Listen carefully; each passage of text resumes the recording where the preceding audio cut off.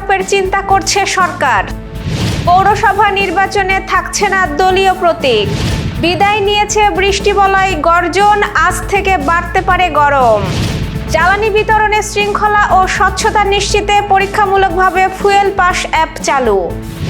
যুক্তরাষ্ট্র ইরান বৈঠক ঘিরে বিশ্বের নজর ইসলামাবাদে। দর্শক, গ্রামের কাগজের সকালের সংবাদে আপনাকে স্বাগত। আপনাদের সাথে আছি আমি স্বপ্না দেবরাত। শুনছিলেন প্রধান শিরোনাম, এছাড়াও রয়েছে রাশিফল। এবার চলুন যাওয়া যাক মূল আয়োজনে। জাতীয় রাজস্ব বোর্ডের চেয়ারম্যান মোহাম্মদ আব্দুর রহমান খান বলেছেন, ব্যাংক লেনদেনের ওপর কর আরোপ এবং অতিরিক্ত সম্পদশালীদের ওপর কর বাড়ানোর বিষয়ে ভাবছে সরকার। ব্যাংক লেনদেনের ওপর কর আদায় করা যায় কিনা সেই বিষয়ে কাজ করছে এনবিআর। চট্টগ্রামের সার্কিট হাউসে প্রাক বাজেট উপলক্ষে আয়োজিত এক মতবিনিময় সভায় এসব কথা বলেন তিনি। সভায় এনবিআর চেয়ারম্যান বলেন, উচ্চ আয়ের ব্যক্তি এবং উত্তরাধিকার সূত্রে প্রাপ্ত সম্পদের ওপর কর বৃদ্ধি ও ব্যাংক লেনদেন কর প্রবর্তনের চিন্তা চলছে। কর আদায়ের প্রক্রিয়া ডিজিটালাইজ করা হবে এবং সরকারি সংস্থাগুলোকে সমন্বিতভাবে কাজ করতে হবে। এনবিআর এর পক্ষে একা সরকারের রাজস্ব আদায়ের লক্ষ্য পূরণ সম্ভব নয়। এক্ষেত্রে সকল সরকারি কার্যালয়গুলোকে সমন্বিতভাবে কাজ করতে হবে। সিটি কর্পোরেশন, পৌরসভার মতো প্রতিষ্ঠানগুলোকে কর আদায়ে আরও বেশি আধুনিক ও মনোযোগী হতে হবে। তিনি বলেন, প্রান্তিক জনগোষ্ঠীর জন্য সুযোগ সুবিধা বাড়ানো এবারের বাজেটের অন্যতম উদ্দেশ্য। ছোট বড় সরকারি প্রকল্পগুলোকে ট্যাক্সের আওতায় আনতে হবে। বাংলাদেশ ব্যাংকের সাথে সিস্টেম ইন্টিগ্রেশনের পাশাপাশি কাস্টমস বন্ডের অপব্যবহার দূর করতে অটোমেশন সিস্টেম চালু করা হচ্ছে। আব্দুর রহমান খান বলেন, ভবিষ্যতে কর আদায় প্রক্রিয়া আরও স্বচ্ছ ও কার্যকর করতে জাতীয় রাজস্ব বোর্ড সবকিছুই ডিজিটালাইজ করছে। এটা হলে কমপ্লেইনারগুলো অনেক কমে যাবে। পাশাপাশি মানুষের কাস্টমস অফিসে, ভ্যাট অফিসে, বন্ড অফিসে যেতে হবে না।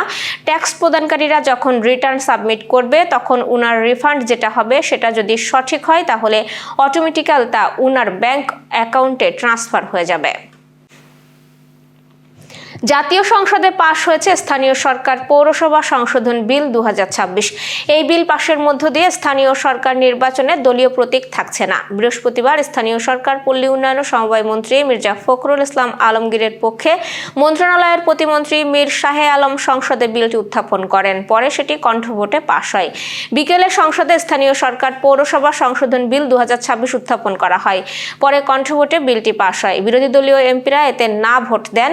এর প্রতিক্রিয়ায় শফিকুর রহমান সংসদে দাঁড়িয়ে ওয়াকআউটের ঘোষণাও দেন। সংসদ অধিবেশনে বিরতির পর তারা আবার সংসদে ফেরেন। এদিকে বৃহস্পতিবার পর্যন্ত অন্তর্বর্তীকালীন সরকারের জারি করা 133 অধ্যাদেশের মধ্যে সংসদে 72টি বিল আকারে পাশ হয়েছে। বৃহস্পতিবার বিদায় নিয়েছে দেশে সক্রিয় বৃষ্টিবলয় গর্জন। আজ শুক্রবার থেকে সারা দেশে দিনের তাপমাত্রা বাড়তে পারে। এই অবস্থায় দেশের কোথাও কোথাও বয়ে যেতে পারে তাপপ্রবাহ। আবহাওয়া অধিদপ্তরের নিয়মিত পূর্বাভাসে এ তথ্য জানানো হয়েছে। বৃহস্পতিবার পূর্বাভাসে বলা হয়, আজ সারা দেশে দিনের তাপমাত্রা 2 থেকে 3 ডিগ্রি সেলসিয়াস বাড়তে পারে, তবে সামান্য কমতে পারে রাতের তাপমাত্রা। এছাড়া এ সময় রংপুর, রাজশাহী, ঢাকা, ময়মনসিংহ, খুলনা, বরিশাল, চট্টগ্রাম ও সিলেট বিভাগের 2-1 জায়গায় অস্থায়ীভাবে দমকা হাওয়া ও বিদ্যুৎ চমকানো সহ বৃষ্টি অথবা বজ্র সহ বৃষ্টি হতে পারে। একই সঙ্গে কোথাও কোথাও বিক্ষিপ্তভাবে শিলাবৃষ্টি হতে পারে। দেশব্যাপী জ্বালানি সরবরাহ ব্যবস্থাকে আরও স্বচ্ছ, দক্ষ ও আধুনিক করতে কিউআর কোড ভিত্তিক ফুয়েল পাস অ্যাপ পরীক্ষামূলকভাবে চালু করা হয়েছে। বিদ্যুৎ, জ্বালানি ও খনিজ সম্পদ মন্ত্রণালয়ের এক সংবাদ বিজ্ঞপ্তিতে এই তথ্য জানানো হয়েছে। রাজধানীর 2টি ফিলিং স্টেশনে জ্বালানি ও খনিজ সম্পদ বিভাগের আওতায় বাংলাদেশ পেট্রোলিয়াম কর্পোরেশন অ্যাপটি চালু করেছে। প্রাথমিকভাবে মোটরসাইকেল মালিক ও চালকদের জন্য ঢাকা তেজগাঁওয়ের ট্রাক ফিলিং স্টেশন এবং আসাদ গেটের সোনার বাংলা ফিলিং স্টেশনে এই কার্যক্রম পাইলটিং করা হচ্ছে।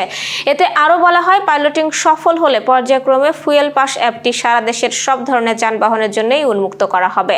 প্রস্তাবিত এই ডিজিটাল সিস্টেমের মাধ্যমে জ্বালানি বিতরণ প্রক্রিয়া সম্পূর্ণ অটোমেশন এবং রিয়েল টাইম মনিটরিং এর আওতায় আসবে।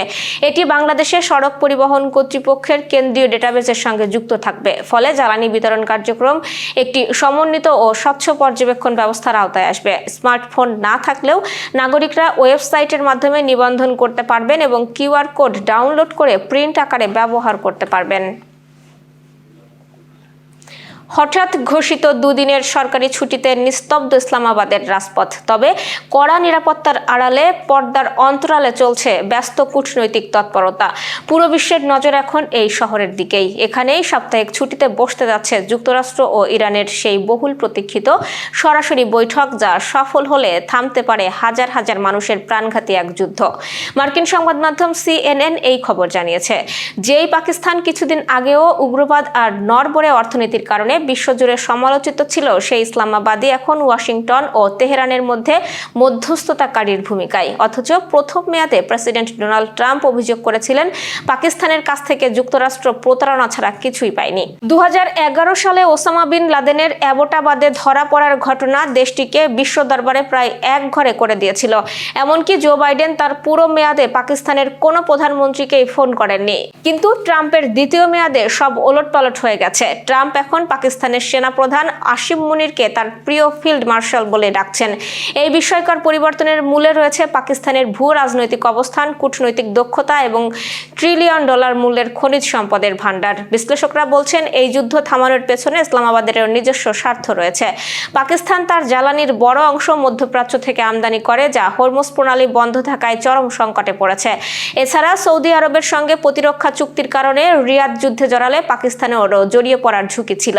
Asia society policy institution Farua আমের বলেন, পাকিস্তান নিজেকে এমন এক অনন্য অবস্থানে নিয়ে গেছে, যেখান থেকে তেহরান ও ওয়াশিংটন উভয় পক্ষের সঙ্গেই সুসম্পর্ক রাখা সম্ভব হয়েছে।